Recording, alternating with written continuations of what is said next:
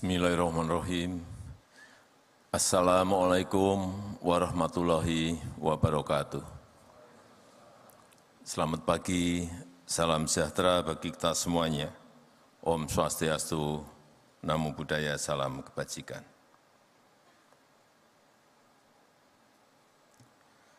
Yang saya hormati Ketua dan pimpinan lembaga-lembaga tinggi negara yang hadir, yang saya hormati para Menteri Kabinet Indonesia Maju, Gubernur DKI Jakarta, yang saya hormati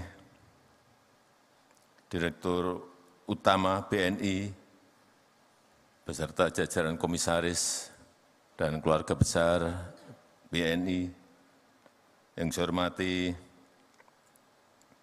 Eksekutif Chairman B-Universe, Bapak Enggar Tiasto Lukito, Bapak Ibu hadirin dan undangan yang berbahagia.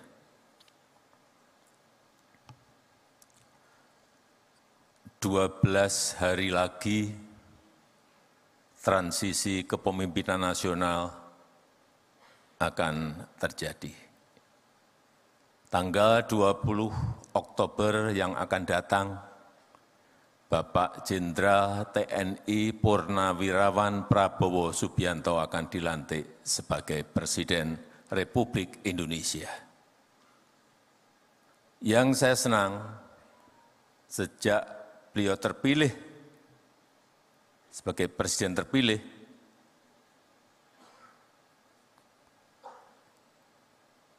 persiapan menuju ke pelantikan itu betul-betul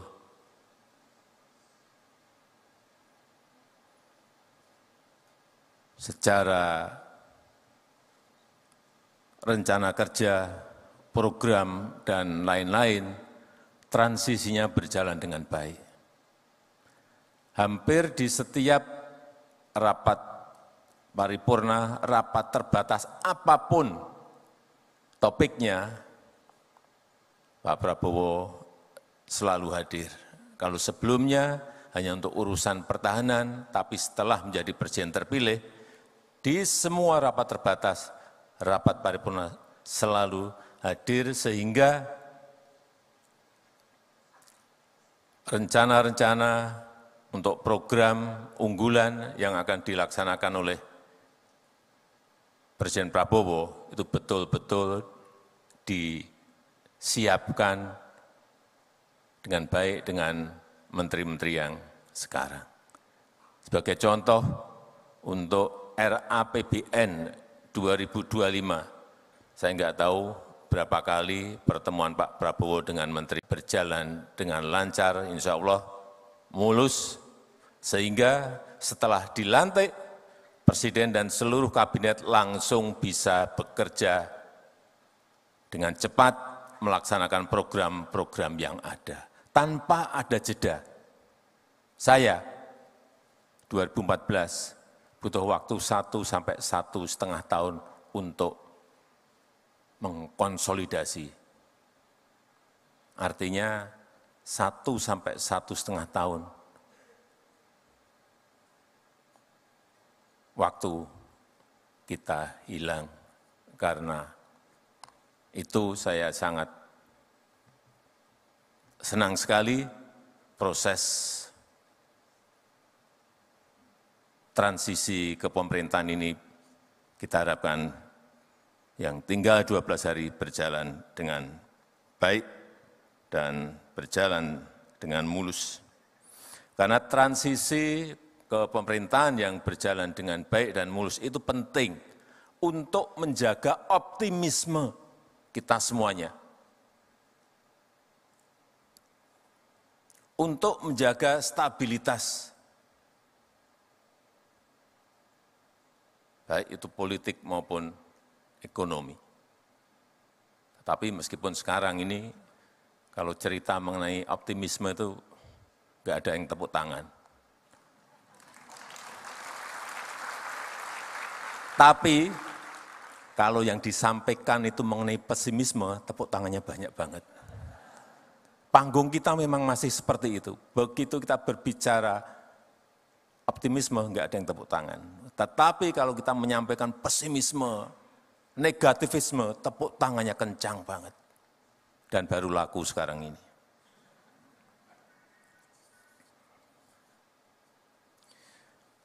Karena kita tahu sekarang kita telah masuk ke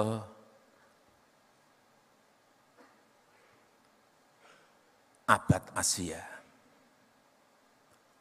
Pergeseran dari barat menuju ke Asia.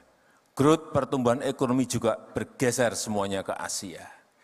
Dan diprediksi, diperkirakan di Asia nanti akan ada 3 kekuatan ekonomi baru. Superpower ekonomi, 3 negara yang diperkirakan. India, China, dan Indonesia. Sekali lagi, ketiganya ada di Asia. Tapi hati-hati untuk menuju ke 3 negara tadi, menjadi superpower ekonomi, itu banyak tantangannya. Banyak syarat-syarat yang harus dilalui. Oleh sebab itu, optimisme itu penting. Menjaga optimisme itu penting. Tantangan yang kita hadapi, saya kira kita tahu semuanya. Perlambatan ekonomi global, yang diperkirakan masih di angka-angka 2,7, 2,8% rata-rata. Dan patut kita syukuri, Indonesia masih tumbuh di atas 5% growth-nya. Juga peningkatan tensi geopolitik.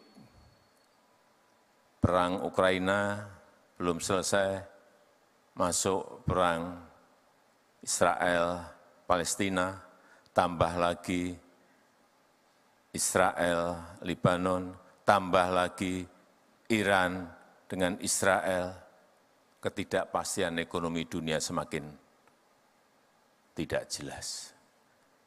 Itulah yang tadi saya sampaikan, optimisme itu penting. Jangan kita terjebak pada rasa pesimisme karena ketidakpastian global, karena geopolitik dan lain-lainnya. Juga dampak perubahan iklim. Ini yang kita hadapi ke depan. Perlu semuanya mengantisipasi dan menyiapkan untuk ini.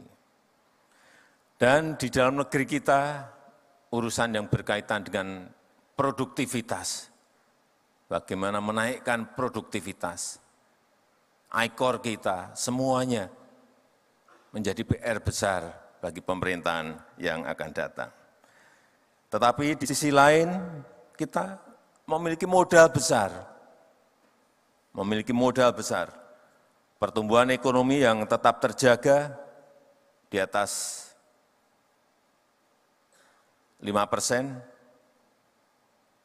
Kuartal kedua 2024 kita masih tumbuh 5,08%. Inflasi yang terus bisa kita kendalikan di angka 2-3%, ini juga merupakan modal yang sangat baik. Keyakinan konsumen, saya tadi pagi mendapatkan angka, tetap di level optimis di 124,4. Kemudian juga spending index kita, trennya meningkat. Kalau kita lihat di kuartal ketiga 2024 di 234,8, di kuartal ketiga 2023 145,8. Artinya secara year on year naik sangat tinggi sekali. Dan saat ini GDP per kapita kita sudah mencapai 5.060. 5.060. Dan kita harapkan 5 tahun ke depan bisa berada di atas 7.000. 10 tahun ke depan bisa di atas 9.000 dan seterusnya. Nah, yang harus kita jaga. Asal pertumbuhan ekonomi kita bisa di atas 5% atau sesuai yang sering disampaikan oleh Pak Prabowo bisa mencapai target 8%, itulah yang akan mempercepat negara kita Indonesia bisa masuk menjadi negara maju.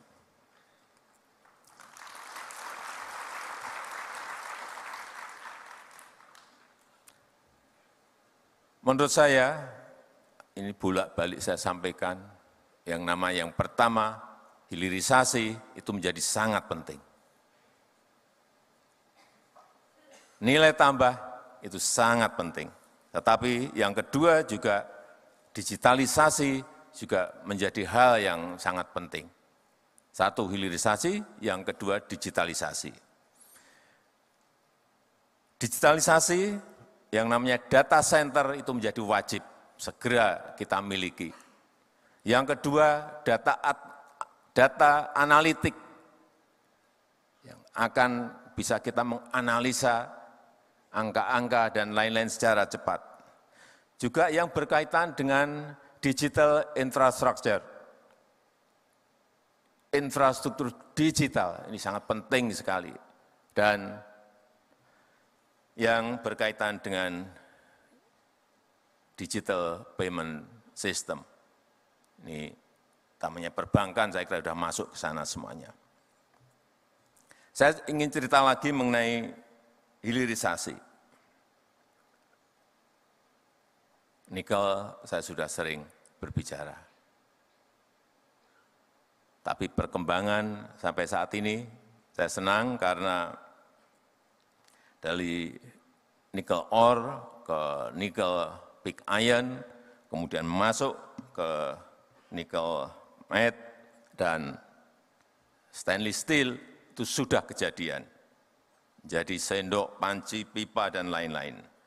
Kemudian yang nikel ore ke HPAL, kemudian menuju ke prekursor, cathode, dan sel baterai, itu juga sudah kejadian. Artinya barang-barang ini sudah diproduksi oleh industri-industri kita. Akibat dari kebijakan hilirisasi yang kita lakukan. Lompatannya kelihatan sekali. Dari yang 1,4 sampai 2 billion US dollar sebelum nikel di stop, kemudian melompat menjadi 34,8 billion US dollar, itu ada sebuah lompatan yang sangat besar sekali.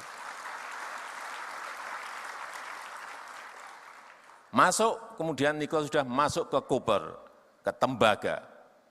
Baru 2 minggu yang lalu kita resmikan sebuah smelter yang sangat besar yang dimiliki oleh PT Aman di Sumbawa yang bisa memproduksi kira-kira 900.000 ton konsentrat tembaga. Setelah itu juga dibuka lagi smelter milik PT Freeport Indonesia yang bisa memproduksi 3 juta konsentrat tembaga.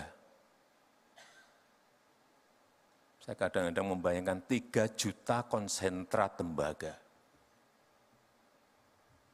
Sangat gede sekali.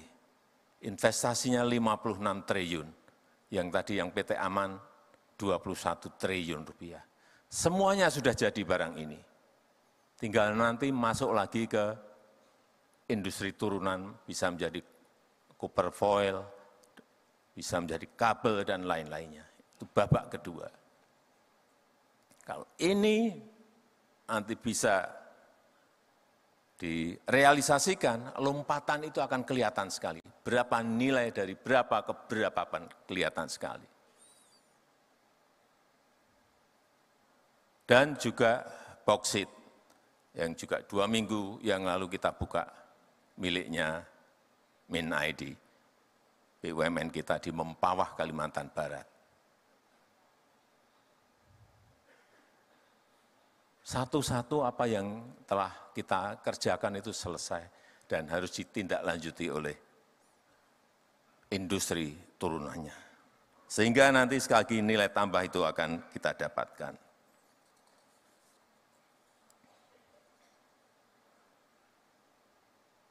Nikel sudah, tembaga sudah, bauksit sudah, nanti masuk ke timah dan lain-lain. Dan yang saya senang nanti kalau PT Freeport ini berproduksi akan kelihatan setahun kita akan mendapatkan tembaganya berapa ton, emasnya berapa ton, menjadi kelihatan semuanya. Perkiraan kita setahun akan mendapatkan 50 sampai 60 ton emas. Yang sebelumnya lebih dari 50 tahun, karena kita belum ambil alih PT Freeport, emasnya itu larinya kemana kita nggak tahu. 50 ton emas per tahun.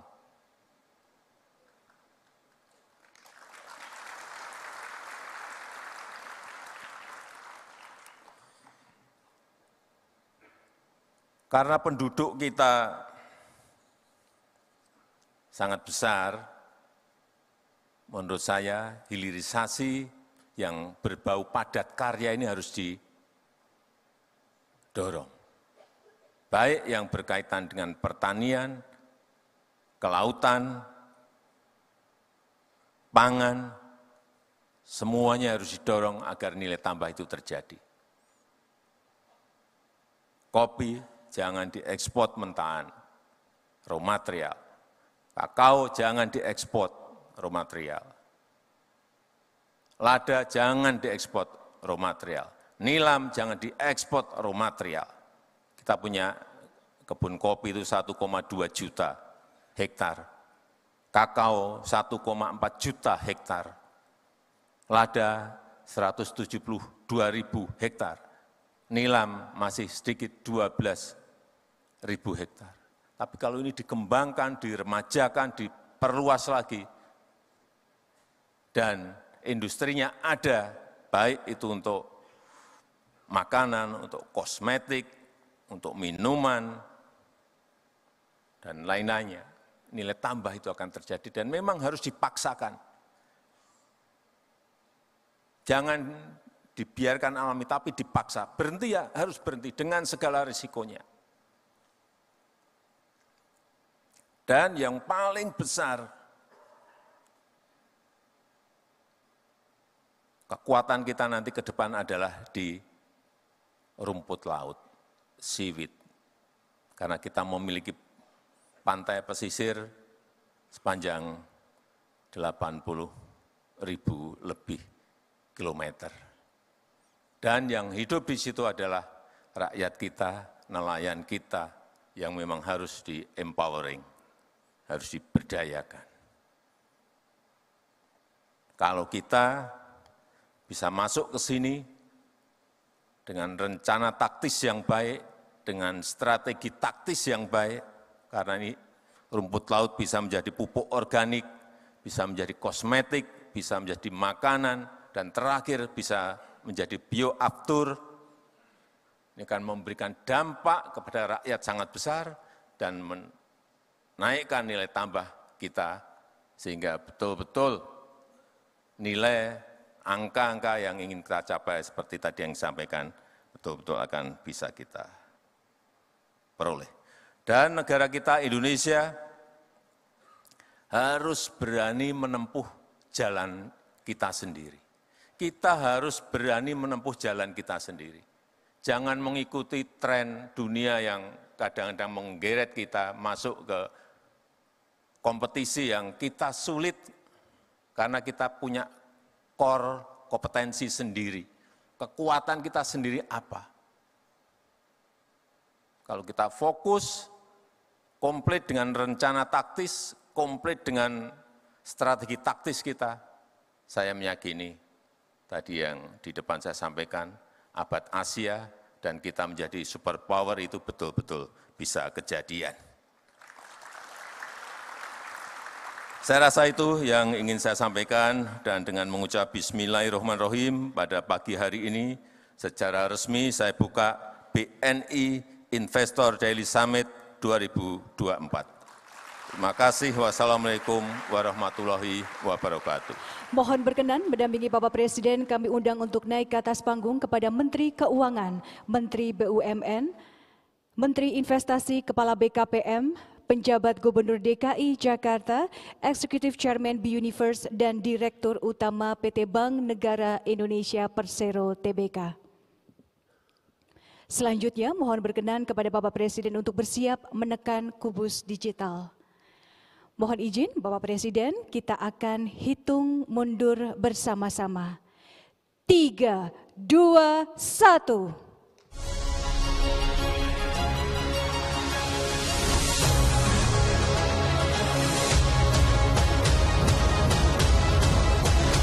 Hadirin sekalian, dengan demikian BNI Investor Daily Summit 2024 telah resmi dibuka oleh Presiden Republik Indonesia. Sekali lagi kita berikan tepuk tangan yang meriah.